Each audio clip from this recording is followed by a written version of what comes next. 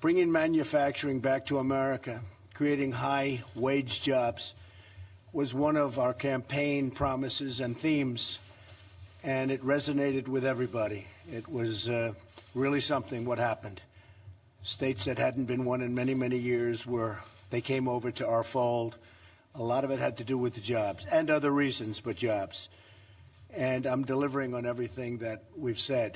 In fact, people are saying they've never seen so much happen in 30 days of a presidency. We've delivered on a lot.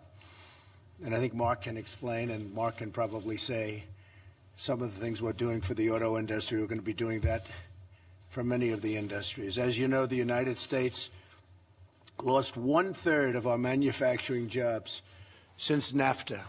That's an unbelievable number and statistic. And 70,000 factories closed since China joined the WTO. 70,000 factories.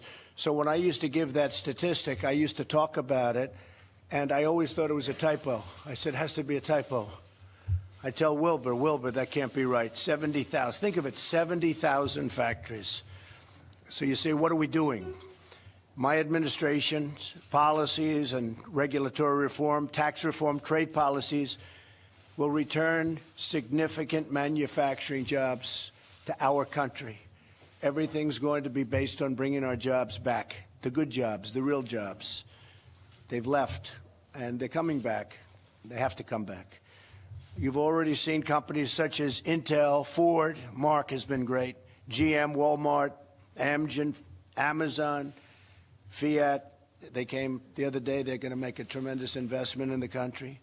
Carrier and many others announced significant new investments in the United States. For example, Ford is doing $700 million in Michigan, creating 700 new jobs as a vote of confidence. It was actually stated, a vote of confidence. We have many other companies doing the same thing. Carrier, as you know, and I got involved very late, almost like by 2 years late, but many of the jobs that were leaving from Mexico, they're bringing back at least 800 jobs. They're bringing it back.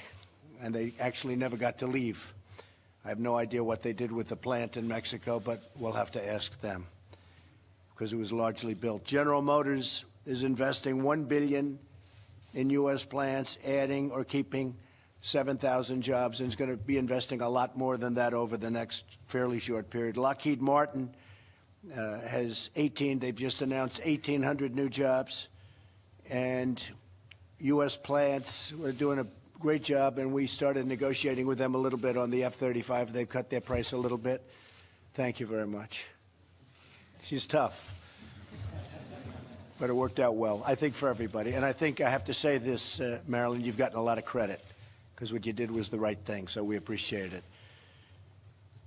You cut a price over $700 million, right? By over $700 million. Do you think Hillary would have asked for $700 million? Oh, boy. I assume you wanted her to win. But you know what? You're going to do great, and you're going to make more planes. It's going to work out the same or better. Walmart announced plans to create 10,000 jobs, and all of those jobs are going to be in the United States.